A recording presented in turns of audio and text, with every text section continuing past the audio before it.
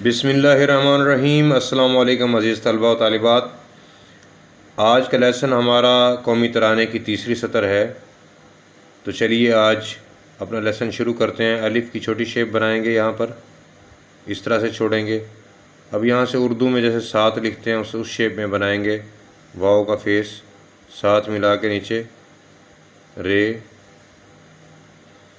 रे की शेप बनाएंगे नीचे से।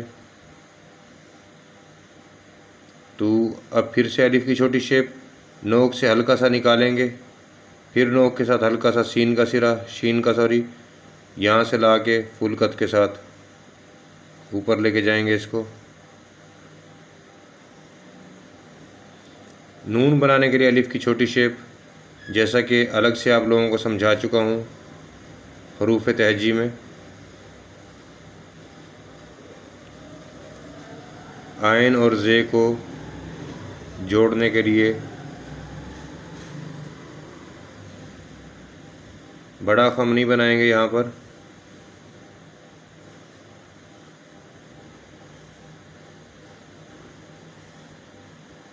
पर नुक्ता लगाएंगे, साथ मिलाकर राउंड करते हुए ऊपर ले जाएंगे लाइन से और इसको ऊपर की तरफ राउंड करेंगे। यहाँ से